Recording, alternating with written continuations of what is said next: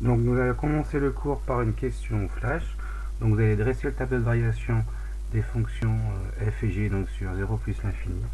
Donc vous mettez la vidéo sur pause, faire l'exercice et je vous donnerai la correction.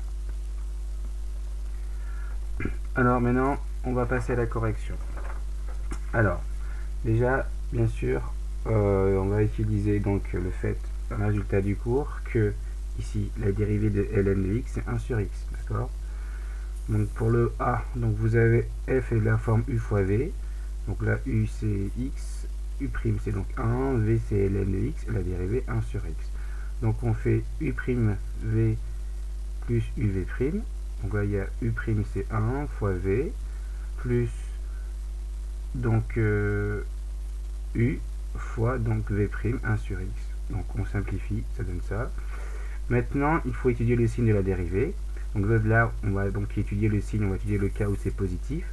Donc on a affaire à une équation logarithmique. Donc on isole le ln. Donc on obtient ln de x supérieur ou égal à moins 1. On passe l'inégalité à l'exponentielle.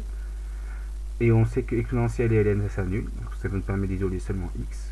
Et donc x est supérieur ou égal à 1 sur e. Donc quand x est supérieur à 1 sur e, ln de x plus 1 est positif.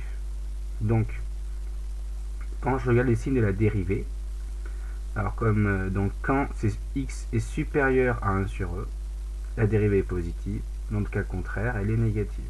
Et si donc on pourrait étudier le cas égal 0, en mettant égal à la place ici de a supérieur ou égal, on aurait que la dérivée s'annule en 1 sur e.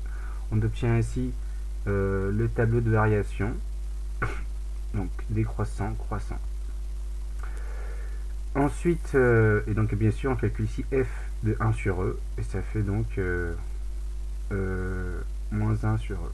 Donc on peut le faire peut-être éventuellement. Donc f de 1 sur e, c'est 1 sur e, ln de 1 sur e, d'accord. Et je vous rappelle que l'image de l'inverse est moins ln de e, et ln de e puissance 1 c'est 1, donc on obtient 1 sur e. Voilà. Donc ça c'est les résultats du cours avec les propriétés de la fonction logarithme népérien. Ensuite on passe au b. Donc là on a affaire à une formule du type u sur v. Donc vous avez donc u c'est ln, v c'est x.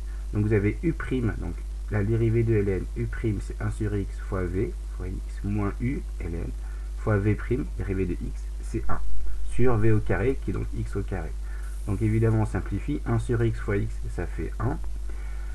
Là on a ln de x fois 1 ça fait ln de x. Et donc on obtient donc un quotient. Le dénominateur x carré est strictement positif sur 0 plus l'infini. Donc le signe de g' dépend seulement de 1 moins ln de x. Donc j'étudie son signe, donc le cas positif. Donc j'isole le ln, donc je le mets à droite. Je passe l'inégalité à l'exponentielle. Et donc je sais que exponentielle et ln s'annulent, donc j'obtiens seulement x. Donc j'obtiens que quand x est inférieur à e, 1 moins ln de x est positif. Autrement dit que g' est positif. Donc là je fais le tableau. Quand x est inférieur, donc entre 0 et e, la dérivée, donc 1 moins, le signe de la dérivée, c'est-à-dire le signe de 1 moins ln de x est positif. Dans le cas contraire, elle est négative. Et bien sûr, la dérivée, elle vous aurait en e, puisque si je remplace le supérieur ou égal par un égal, j'obtiendrai donc que x égale e, et pour x égale e, la dérivée donc s'annule.